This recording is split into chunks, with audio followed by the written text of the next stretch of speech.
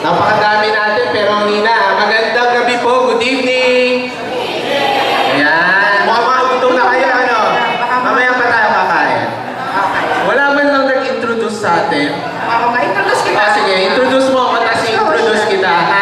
Okay, Kuya sige, Francis sige. po. So, yan. Isa sa pamangkin ni Mama, si Yan. Kuya Francis. Anak siya ni Tito Abe. So kung kilala niyo si Tito Abe, pang-apat na anak po siya ni Tito Abe. O ako naman. Okay. Gaganda ako yung introduction sa'yo. Kasi parang introduction mo sa akin, oo. Parang pangit. Okay. Sige. Siya po ang isa sa mga pinakamagandang anak ng ating birthday celebrant. Salamat. Ayan. Kasi tatlo lang po sila. At sexy, Sino ka pinakawasan natin siya? Ayan, okay. Sige, para pantay. Palakpakan niyo rin mo si Kuya. Thank you. Ayan, nagtatapos ako ang program. Salamat. Okay, sige. Welcome naman natin yung ating mga bisita. Dami, ano. Binilang ko sila eh. Mga 121. Oh? Oo. Talaga may one, ha? May bagong dating. 123 na sila. Ayan. Sige, tawagin natin sila isa't isa. Sure. Kapag kayo'y nabibilang sa grupo na tatawagin namin, kayo'y pumalakpak at sumigaw na pinakamalakas na palakpak at sigaw na Yung kaya ninyo, pinakamalakas ha? ang palakpak, yun ang unang kakain. Oo. Ha? Sa pinakamaraming extra rice. At iced tea, bottomless ang iced tea niyo pag kayo'y pinakamalakas pumalakpak. Okay? Sige, tawagin mo na sila isa't isa. Okay, simulan natin. Yung pinakamalakas papalakpak to, sigurado ako. Nasaan ang mga galang? Ayan, ang daming galang, mga 19. 19 ang galang. Hindi ba 50 yan? Ito, mas malakas to, dito magpapatalo. Sige, nasaan? Mga lasatin! Parang 5 lang kayo, ha? Parang napahiya ako dun. Nasa team pa naman, galang ako. Okay. Sino pa? Sino pa? Mga kaibigan ni Mama from LSQ. Ayan, mga Petronilas friends. LS Friends too. Ayan, ang dami din nila. In fairness, mga 7 sila.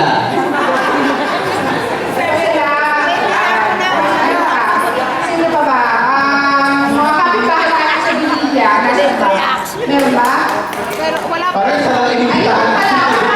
Sila, welcome po. Nag-traffic po kasi sila, traffic. Sino pa ba?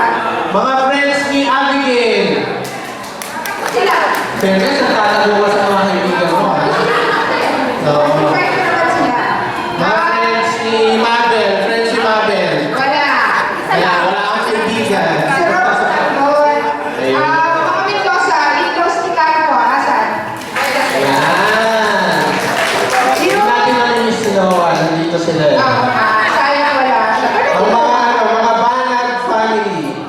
Banat. Ayan, mga ganang pamulakan yan. Sino pa nakalimutan ko? Wala na. Wala na ba? Mga pinsan po ni Daddy. Nasaan mo yung mga taga-tarlang na pinsan ni Daddy? Yun. Matagal yung debate itong birthday na to bago na-finalize namin ang place, kung magsi-celebrate kami o hindi. Kasi ang importante talaga sa kanya is family.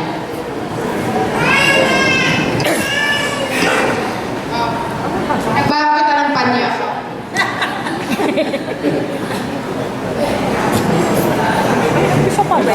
Sabi ba yan? Ate, panyo. Cross pregnant actress din ho siya, tsaka ako. Sandali lang ha.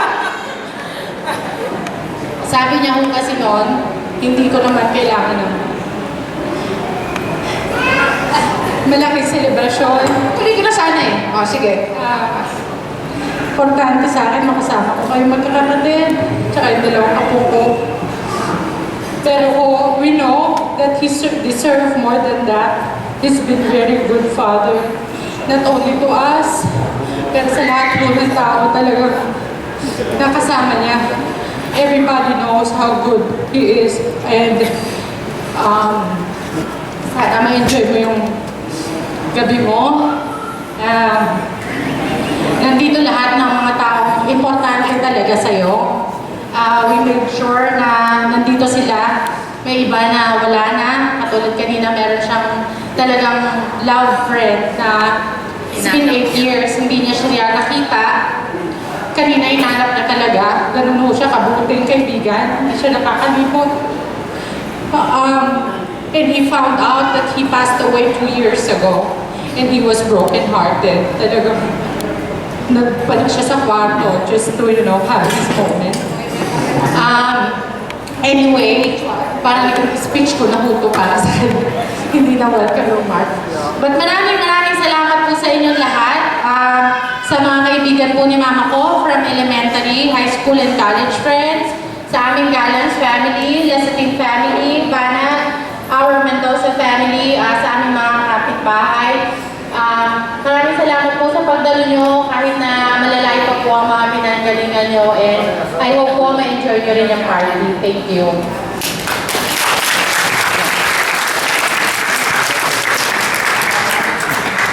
Pilit na. Sandali. Umiiyak Parang pa ako. suko, diba? Umiiyak pa ako. Birthday party ko. Mario. Grabe, kaloka. Umiiyakan talaga agad. Mamaya pa yun eh, yung makeup ko sayang. Dalawang oras ko ginawa. Okay. Nawala. Hindi pa ako okay. Hindi pa yata nag-grip.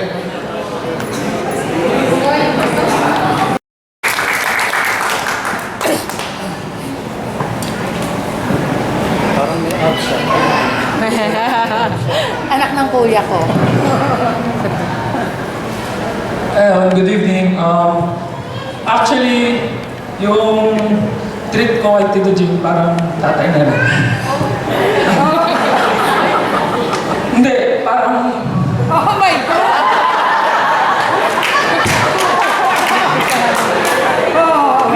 So, okay na rin? Okay na. Hindi, kasi di ba tatlo silang babae. Yung feeling na hindi mo mararamdaman na parang pamangkin ka lang. Sa sobrang bait niya, actually, dalawa yung birthday ko. September 9 actually talaga birthday ko, tapos June 9, parang lumabas kami, then dumaan kami, tapos hindi niya rin alam kasi na yung exact na birthday ko, tapos binili niya ako actually ng pizza. And pag uwi, sabi ni tita nila, bakit may dala ng pizza? Tapos sabi ni Tito Jim, birthday ng anak-anak mo, hindi mo man lang alam. Tapos sabi ni tita nila, anong birthday? June 9 pala. Tapos, ayun, parang hindi ko rin actually alam yung exact birthday ko. Tapos si Tito Jim, last na money niya na yun sa wallet niya. Pero yung binili niya ako para lang, kumbaga, para masabi na may regalo siya, tsaka, kumbaga, ganun niya ako kamahalin, na parang trininig niya talaga ako na parang anak, na hindi man lang, Bata pa sa ako yung parang only boy nila eh. Tapos, kumbaga, dalawa kasi, kapag kain ko sa amin, pupunta ako sa kanila, kakain ulit ako. Kaya dalawa yung, dalawang kusina. Ayun, happy birthday, more birthdays to come. Paglaki ko, ako nang mag-aalaga sa inyo. Huwag kayong mag-alala.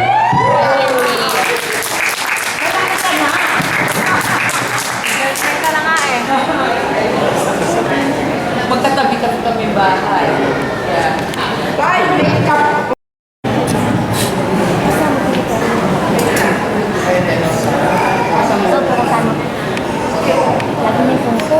Magandang gabi po sa inyong lahat. Lahat na naman dito. Pagkasaya-saya ng aking kapatid, gawa ng dumating lahat ng mga kapatid niya, kaibigan niya, mga close friend niya. Ito si Bonde, yung maliit yan, alaga ko yan. Alagang-alaga ko yan. Alam mo ba kung naging tinawagan siya ng Bonde dahil napakagandang lalaki mo. At saka mataba, bilog na bilog. Hindi ba ako araw yung bonjing. Kaya naging bonjing siya. Bonjing. Ang miss ko lang sa yung bonjing na Tawa na naman ngayon. Kanina pa Hindi, tayo hindi ako tawa. naiyak. Okay lang ako. Masaya lang kami. Nagkita-kita na yung kapatid. Yun lang. Okay. Happy birthday. Thank you, Tita Perla.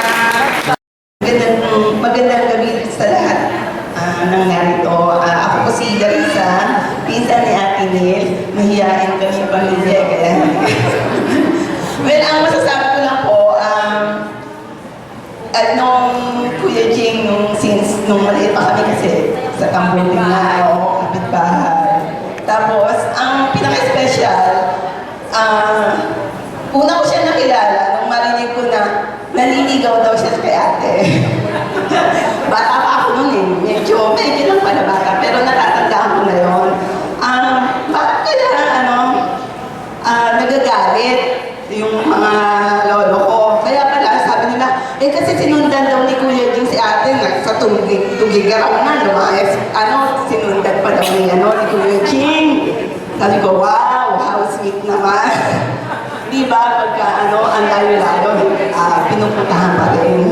So, sa madaling salita, hindi napigilan ng mga umaayaw. Isa doon sa mga narinig ko pa na gano'n eh. Sabi, ang laki-laki ng bibig niya eh, bakit yan ang Pero sabi ko, ngayon hindi na malaki kasi tumaba na siya, proportionate na sa katawan niya, sa mukha niya yung kanyang bibig. At saka, huwag ka mag-alala, Kuya Jing, uso ka yan, si Ann Cortez na, pinang-pinang ngayon, di ba? At saka, tingnan mo naman, parang Ann Cortez, hindi nga alam ko yung bibig. Ayun. Ang alam ko pa, Kuya Jing, napaka-sweet na tao at napaka-mapagmahal sa mga, lalo na sa kapag-anak ni ate. Kasi pag pumupunta sila ng Valenzuela, kahit na yumuyuko na yung kanyang owner jeep noon, sinasakay niya pa lahat ng mga pamangkin ni ate. Yung mga guys na yan, punong-puno, pero okay lang sa kanya. So, yun ang pagkakakalala ko kay Kuya Jing. And, isa pa, yung nakita kami sa US, yun, inalagaan na kaming mag-asawa nung nandun kami sa New York. Thank you for that. And we will forever remember your sweetness, your care, and siya ang aming tourist guide nung nandun kami sa New York. Thank you very much. And happy birthday. May you have many more to come. Thank you.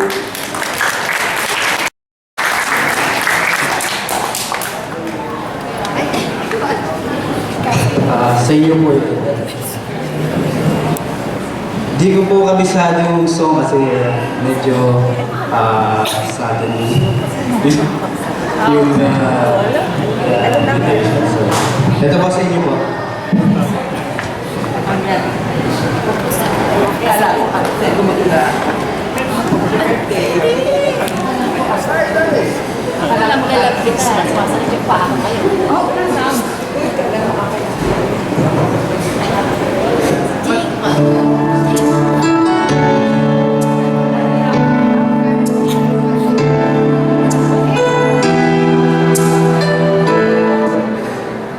Hello, Abby. Sumama nga ako dito. Medyo kinakabahan ako. Nakasama ako kay Abby.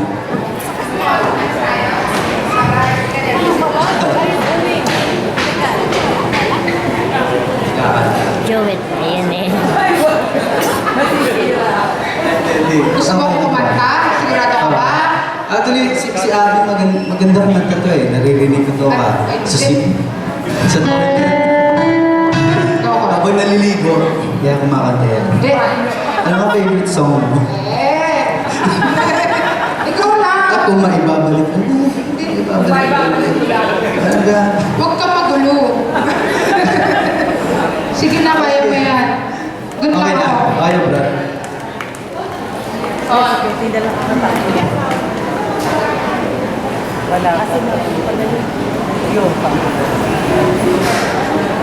Game. Okay, game. Hala, gutom na sila. Ano nangyari? Iiksihan ko na lang kaya. Interview. Ikaw na host? Magandang gabi po sa inyo lahat. Unang-una, nais ko pong batiin on behalf of Batch 17 ng MLQHS. Nais po namin batiin si Brad Jing sa kanyang very, very important milestone, 60th birthday. Alam po ninyo, talagang original na kaklase namin, si Nila. Peti ang tawag namin, pero si Nila, no? Kaya lang, sa tinagal-tagal po ng pagsasama namin at sa dinami-dami ng mga pagkakataon na nagkikita-kita kami, nakilala na namin si Jing and nakilala namin siya bilang isang a very good family man. No? And nakita namin kung gaano niya, how he cared for his children. Medyo very admirable, kaya bilib na bilib din kami sa kanya. And through the years also, kaya naging close na friend na rin namin si Jing. Minsan nga biniro ako ni Nila, sabi ni Nila, Ray, ako kaklase mo, hindi si Jing, ha? Kasi, yun, mas madalas na namin kuminsan nakakahalubilo si Jing. But, that friendship, I hope goes, for many more years. Pati nga yata si President Pinoy, paborito si Brad Jing, Yung ginawang pista official itong birthday niya, no? So, anyway, Brad Jing, happy birthday and many more birthdays to come. Thank you. Thank you, Tito Ray. Okay na? Sige. Gutom na kayo? Okay na, kuya.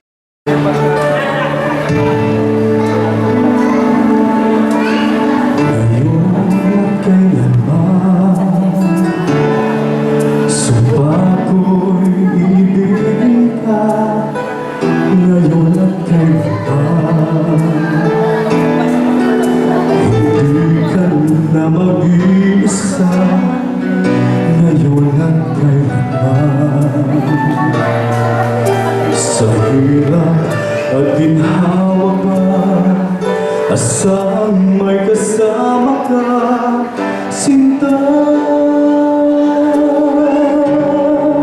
Naroon ako't tuwina, maasahan mo tuwina.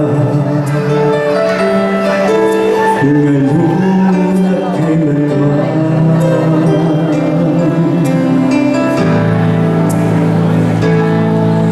daig kaya sa'yo nang maitalhanang ako'y isilang sa mundo, upang sa araw-araw ay siyang mapaging mo, upang ngayon at kailanman ikaw ay mapaglingkuran. Hirap,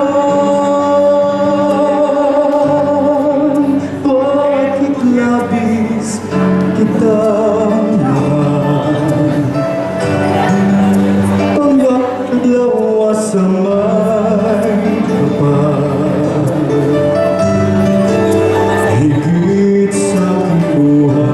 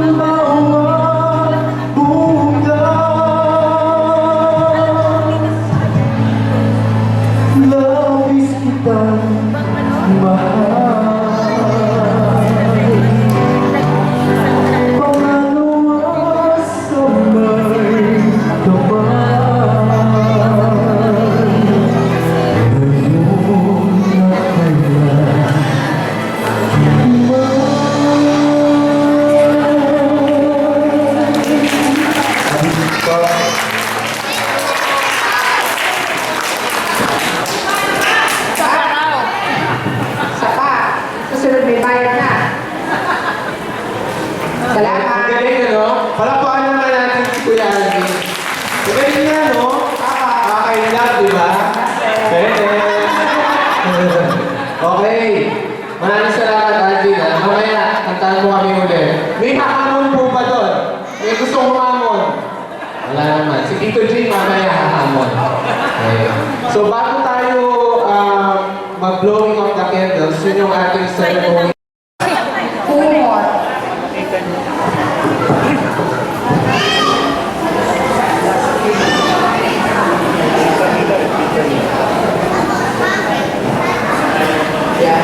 Good evening, everybody.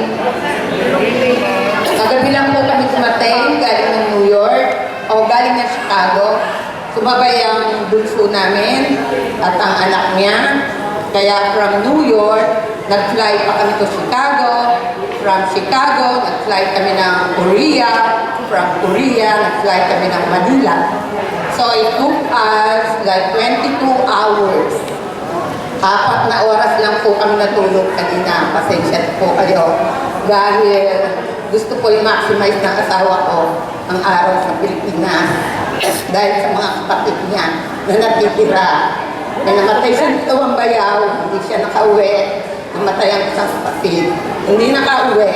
Namatay ang isang pamangkin, hindi nakauwi. Namatay ang 3 kumpare, hindi nakauwi. Kanina, nalaman ng isang kumpare namin, patay na rin, 2 taon nakaraan. Na-vertigo po siya nung May, nasa trabaho ko. Tumawag ang anak ng bunso na taga Chicago. Ang sabi, si Daddy nagsusuka. Sabi ko, nasa trabaho ko, ano magagawa ko? Hindi ako nagdadrive. Hindi ko siya nagdadrive sa hospital. Ang sabi niya, tumawag ng 911. Ang tinawagan niya ang bunso kong kapatid. Dinala siya sa ospital. Napauwi din ang araw na yun. Pagkaraan ng ilang linggo, sabi ng anak ko, na panganay na nakabase sa Hong Kong at nagka-travel around the world sa 6 na kontinente ng mundo, ang pinupuntahan niya parang stewardess, day pa, kaya lang walang love life kasi lagi nasa aeroplano. Ang sabi niya, ma, nangangamatay na mga kaibigan niyo, kumpare niyo, kapatid ni Daddy. Sa amin, ito po kami magkakapatid, ako lang babae. Kaya sabi na ng pamangkin ko, maganda niyang tita. Wala ko silang ibang tita. Ako lang po ang tita nila. Kasi 6 na kapatid ko, lalaki lahat. Kaya nung high school ako, sabi ko sa Panginoon, pag nagkaanak ako, sana lahat babae. Dahil sawa na ako sa 6 na lalaking kapatid na binubuli lagi ako. Kaya ako yung naging ganito din sa bully. Sabi niya, ma, habang malakas pa si Daddy, hindi pa naka-wheelchair, bigyan na natin ng tribute. Sino? Ikaw? Okay. Habang hindi pa siya naka-wheelchair. Kasi, karamihan na bibigyan ng tribute, patay na. Para marinig pa niya, kung gusto niya marinig, ma-enjoy pa niya, kung gusto niya ma-enjoy. Sobrang hirap ko sa ng kolegyo. Ginapa ang 3 anak nang bumagsak ang 6 negosyo. Ang 6 negosyo dahil sa multinational na nakatit bahay ng aming mga tindahan in the 80s. In the 90s, naapektuhan kami na Macro, Super Sale, at marami pang mga higante na sumagasa sa langgang. Kami po, ang mga pwesto namin, 13 sa palengke. Naapektuhan kami ng Macro, inampaso ang palengke, nangasara ang pwesto. Dahil nga po, mga higante nga po hindi. Ang daddy nila, nag-umpisa na sabi niya, paano ba yan? Kung kailan nasa college sa mga anak natin. Sabi ko, I'm not a good upper. I don't give up, I don't quit. Sabi ng mga kapatid ko, saka ng nanay ko sa akin, sumulat siya, hihila ang Diyos, pag binigyan niya ng buhay, bibigyan niya ng kabubuhay. Sabi niya, ang mga anak ko po, 2 anak ko, hindi ko kinahihiya, graduate na bachelor's in computer science.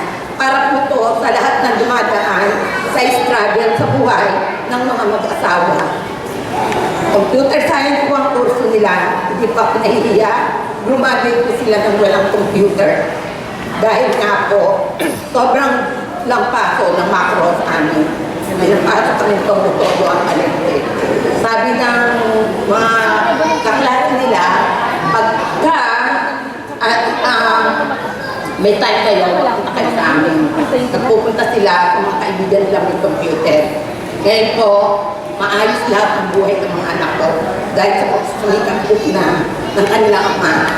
Kasi po talagang sabi ko nga, the best thing you can do for your wife is to love your children. And the best thing you can do for your children is to love their mother.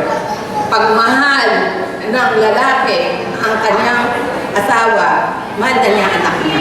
Pagmahal niya ang anak niya, mahal na niya ang asawa niya. Lahat na pagtutulong-tulungan. Nagtulungan po namin lahat yan. Ngayon, hiwa-hiwalay po kami.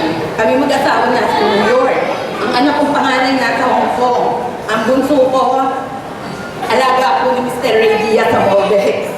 Taga-Moldex po, nagtatrabaho, supervisor na sa West Avenue. IT consultant ang panganay kong anak. Ang bunso kong anak, pinag-aral ang sarili sa Chicago ng nursing, magtatapos sa Disyembre. Ang kurso po niya sa CEU, Bachelor in Management and Legal Education. Nang magtrabaho sa Chicago, payroll ang trabaho niya. Nakita niya, sabi niya, ma, wala mangyayari sa pag-opisina ng trabaho. Dahil siya gumagawang payroll, nakita niya, nag-umpisa ang mga nurse, 30 isang oras, $30 per hour. Sabi niya, ma, mag-aaral ako. Sabi ko, I'm done. Tapos na ako, lahat ng kikitain namin sa Amerika para sa amin ng mag-asawa. Tapos na ako sa inyo, inubos na namin malinamnam namin sa inyong tatlo. Sabi ko, ngayon, si Carmela, nag-aral po niya ang sarili niya. I'm very proud of her. May isang anak, nagtatrabaho ng alas 8 ng gabi hanggang alas 8 ng umaga. Paglabas sa trabaho, itatakbo ang anak sa eskwela. Paglabas doon sa eskwela ng anak, pupunta sa asawa, susunduin ng asawa, itatakbo sa pangalawang job. Pag uwi niya, susunduin ulit ang anak sa eskwela. Pag uwi niya ulit, papakainin ng anak. Hanggang alas 7 ng gabi, papasok na naman siya. Pero ganun po siya ka-agresibo dahil sabi niya, naging inspirasyon niya ang anak niya. Kung paano daw namin di sila pinalaki, ganun siya na-inspire dahil sa mga anak niya. Ang asawa ko po, nung aking naging asawa, ayaw ng magulang ko, alam ng saranihan. Dahil hindi siya tapos ng college. Hindi ko pinahihiya sa pamilya ko, walang kumausap sa kanya kung hindi ang bunsong kapatid ng tatay ko, ayan, ng auntie ko. Siya lang yung partner na in crime. Sabi ganyan, kung sa aking ang mga nag-opisina, ang alam ng opisina. Alam ko, pag ito naging asawa ko, hindi kami magbubuto. Sabi ng kapatid kong bunso sa mga anak ko, nung nagbo-boyfriend na, pag nag-asawa kayo ng hindi college graduate, siguraduhin nyo, kagaya ng lagi nyo. Kahit pagsuotin sa imbornal, kung nandun ang kakaibin nyo, susuot siya ron. Sabi ng kapatid kong bunso. Pagkatapos, may isa akong tiyahin, ewan nasaan siya, si Dampe, ang sabi nung nasa deathbed, ang tatay ko, na pinaliliguan ng mister ko, kailangan kalikuan, kung wala pa siyang naging manugang na ayaw niya, walang maglilinis sa kanya ngayon. Kaya lahat po tayo, hindi natin pwede tapusin kung ayaw natin ng mga boyfriend, girlfriend, ng mga anak natin, kasi hindi natin alam, sila pala magpupunas ng pwet natin balang araw. Wala po sigurado sa mundo, except for changes. Maraming pong salamat. Happy birthday, Daddy, for being a good husband. Kung tatanungin ako ulit, kung mag-aasawa ako ulit, ikaw pa rin yun.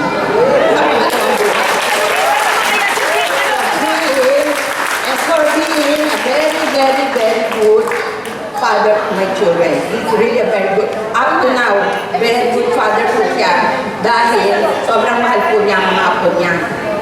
I thank you.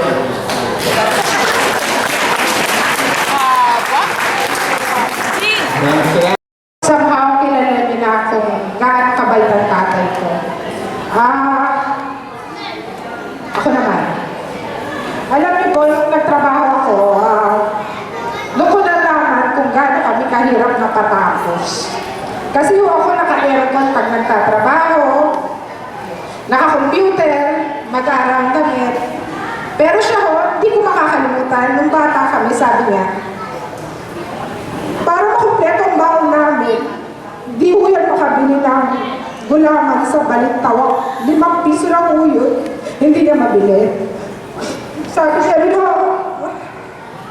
pinapaso ho niya sarili niya ng sigarilyo para hindi ho siya makatulog. Pag bumabiyahe ho siya para may baon ho kami. Hindi ko pa ho pinasok ang sarili ko para kumita.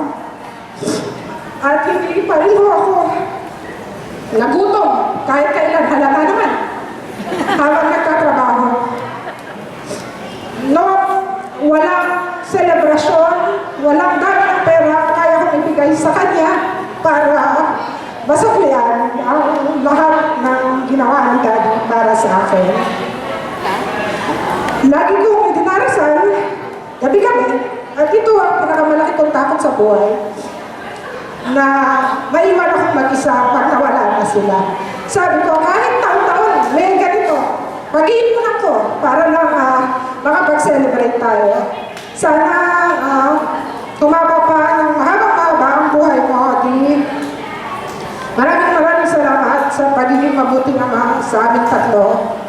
Mula ng bata kami, magpahanggang ngayon, you never fail to be a loving father to all of us. Kung sino kami ngayon, kung sino ako ngayon, I owe more than half of it to you. I love you, David, and happy birthday. Okay. Siyempre, hindi magpapatalo ang nahuhuling contestant ng beauty contest, si Mabel.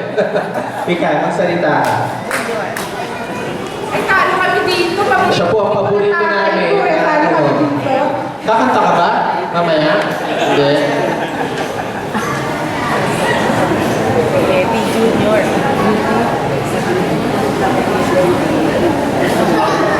Good evening po. Maraming salamat po sa inyong lahat. Kung hindi niyo po natatanong, yung mga kapatid ko po nagseselos yan sa akin. Kasi ako daw po ang paboritong anak ng tatay ko. Siguro po dahil mahilig po siyang utusan ako nung bata kami. Ako lang po ang taga-timpla niya ng kape. Hanggang kagabi po, tinawag na naman ako, timplahan ko na naman daw po siya ng kape. Ako po hindi na magtitimpla ng asawa ko ng kape. Tatay ko lang po ang nakakapagpatimpla sa akin. Kidding aside,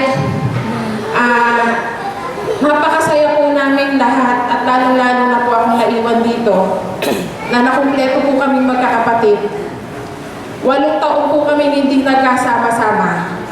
Nabuo lang kami ngayon sa 60th birthday ng aming daddy na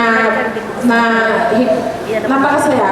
Hindi ko po alam kung ano po sasabihin ko. Daddy, alam mo kung gaano kami ka-wonderful, ka-proud sa iyo na father namin. Na hanggang ngayon, wala akong sawang pag kami nagkukulang, kayo ni Mama, isang tawag lang, nandiyan kayo agad sa amin, lalong-lalo sa mga apo nyo. Hindi nyo po alam gaano ko po binilang ang araw para po makita po sila na hindi ko po maramdaman ngayon na parang ako po yata ang may birthday sa napakasaya ko po kami. Kahit po nakakapagod, pagpasensyahan nyo na po, ako po ang nag-organize itong lahat. Kung ano pong kahinaan pang mangyayari, pagpasensyahan nyo na po. Daddy, sana mababang yung buhay, magkasama tayo, sana makasama na kita sa Amerika na matagal mo nang pinapangarap. Sana laging less ang worries natin, iwasan natin ng nagagalit lagi, at ang high blood natin, matanda na tayo. Daddy, yun lang. Maraming salamat sa lahat. I love you, Daddy.